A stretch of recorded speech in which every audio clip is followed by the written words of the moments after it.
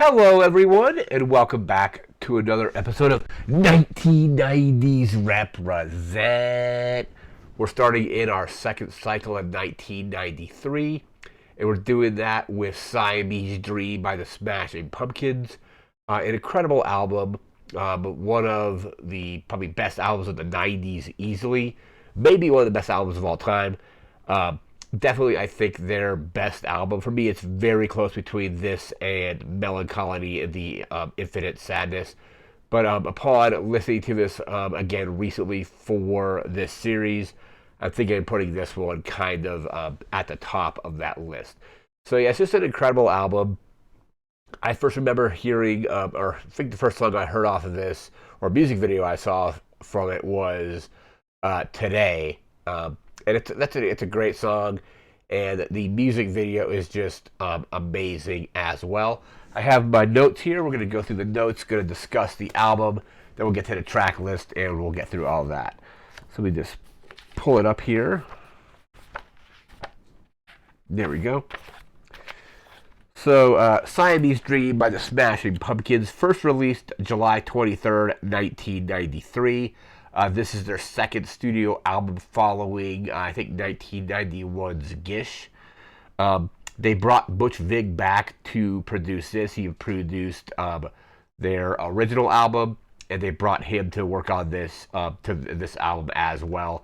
And Butch Vig is an amazing producer, an amazing drummer as well.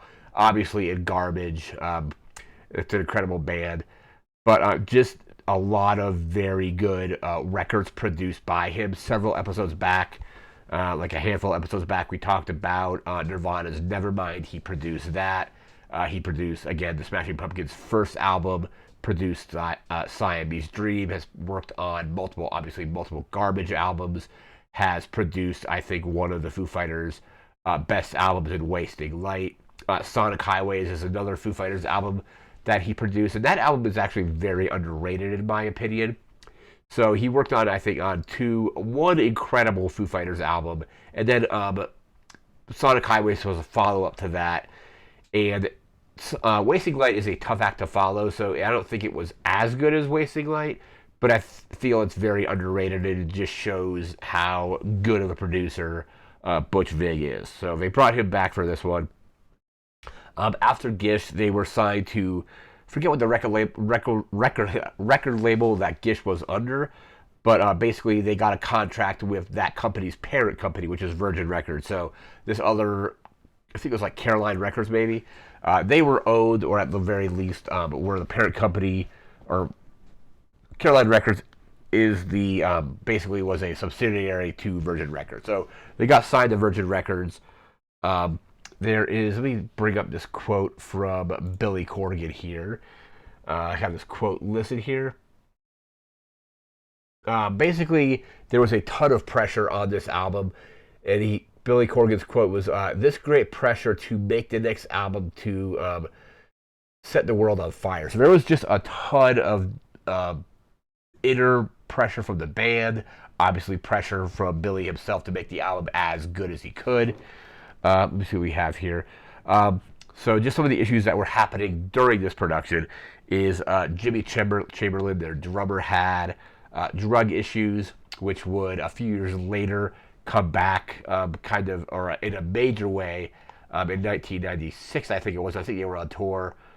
And Jimmy Chamberlain, and I think it was like they're touring, not touring bassist, touring keyboardist maybe.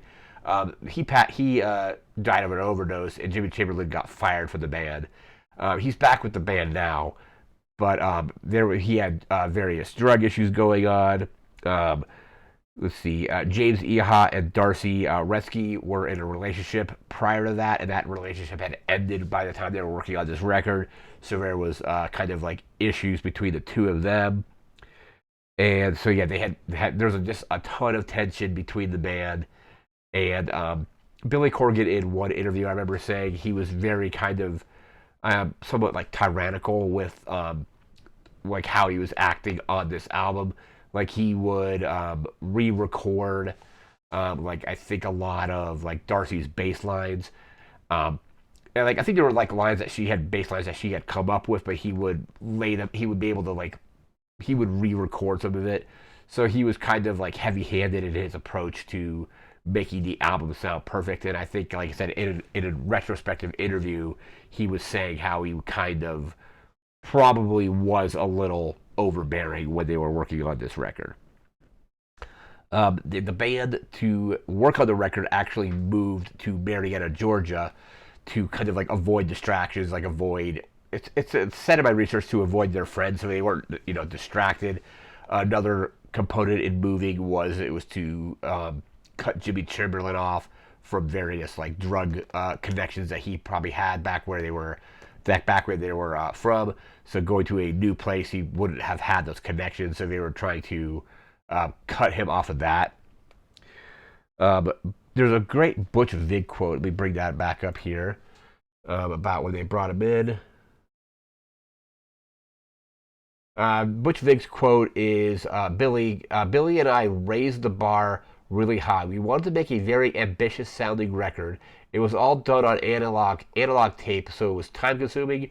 We were working 12 hours a day, 6 days a week for about 3 months. And for the last 2 months, we worked 7 days a week, 14 or 15 hours a day because we were behind schedule. So there's also another thing here about, let me see, that like to get like a small 45-second bit of audio for like a track, it would take them like days to record that. And like toward the end, I think like they were working like 16 hours a day, and it just goes to show that kind of like Billy Corgan and I think Butch Vig are like a bit of perfectionists. Like they definitely want it to be perfect, which kind of relates to Garbage's second album because I remember. There was a quote in I think it was the Noise That Keeps Me Awake book. I could be misremembering this, but it's definitely in an interview or in that book where Shirley was basically saying like the album needs to come out now because like at that time she wasn't living in the country. I think she was still, or she was like living here temporarily, but I don't think she had like a residence here or anything like that. So she was still living in Scotland and needed to go back. And didn't want to leave until the recording of version 2.0 was completely done. And at this time, I think like all her vocals were recorded, but the other members of the band, Butch Vig, and Steve Barker and Eric and Duke Erickson were basically just messing around with the sound of the album, trying to make it sound perfect. And she basically said the album probably wasn't going to come out if they were just going to be tweaking and messing around with the album. So that relates back to Siamese Dream, how they were, just to get that 45-second clip, they were working for like days at a time. So it definitely just shows the kind of like perfectionism or perfectionist mindset of Billy Corgan and Butch Vig. Apparently Billy Corgan also had like a nervous breakdown around this time and started going to therapy, and then that ended up kind of like coming out in some of the tracks as well. There was that. What else we got in my notes here? Let's see.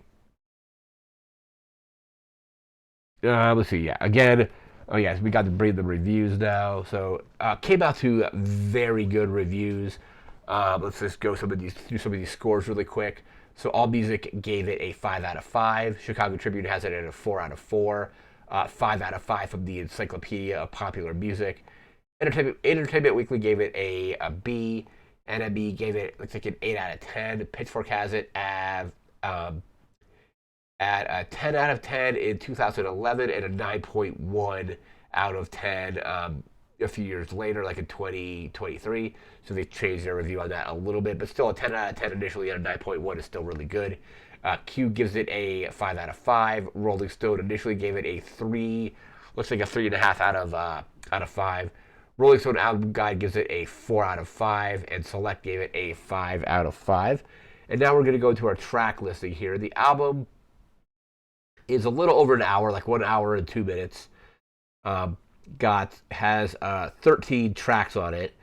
So let's go. Starting off with track 1, we have Cherub Rock. I remember Cherub Rock showing up in Guitar Hero 3, I think.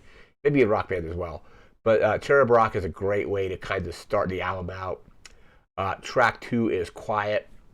Track 3 is Today, one of their best songs. It has an excellent music video to it as well. I highly recommend you check that music video out. Track 4 is Hummer. Track 5 is Rocket. Track 6 is Disarm. Disarm might be my favorite track off the album. Disarm's amazing. It's probably between Disarm and Mayonnaise, I think. But I'm probably slightly going with Disarm on that one. So again, track 6 is Disarm. Track 7 is Soma. Track 8 is Geek USA. Track 9 is Mayonnaise, and that's an incredible song as well. Track 10 is Space Boy. Track 11 is Silverfuck. Track 12 is Sweet Sweet. And track 13 is Luna. So again, 13 tracks, an hour and 2 minutes. Probably top 3 tracks on the album. If I can just go with 3 of them, it's probably Disarm, Mayonnaise, and Today. Cherub Rock is also really good, but I think those 3 songs I just like a little bit more than Cherub Rock. But Cherub Rock is also excellent. And like I said earlier, I think this is definitely my favorite album from them. It had been a while since I had fully listened to it. Like at the very least, I had to go back through some notes. And like the last time I was really into the Smashing Pumpkins, like listened to them a lot, was kind of around the time a couple years ago when I saw them in concert with Jane's Addiction. So I kind of got back into them during that period, and I listened to it. So it's been like a year and a half, 2 years since I fully listened to this album, and it's still incredible. Great production from Butch Vig, great guitar work from Billy and James, and bass work from Darcy, drumming from James, or Jimmy, whatever you want, however he goes by. But just an excellent, amazing album. One of the best albums of the 90s, easily. A great alternative rock album. Highly recommended if you haven't listened to it. Or if you've never listened to Smashing Pumpkins, it's an excellent kind of jumping on point. I would recommend probably if you've never listened to them before, listen to this one. Then Then I would say go into like Melancholy, Collie, and the Infinite Sadness. Move on there to Gish maybe from that. And then Adore, which I covered in the 1998 series. Adore is like a really weird, not weird, but it's definitely like, it doesn't sound like a Smashing Pumpkins album initially. It's much slower, and it's very relaxing. So I think Adore is also really good too. But that's going to do it for this video. We'll be back again in a few days with a movie. I'm really excited about what's coming up for that. And then we'll be back again after that with another computer or video game. So, again, that's going to do it for now. So remember to like, comment, share, subscribe. We'll see you next time. Thanks again for watching. Take care and have a good one. See ya.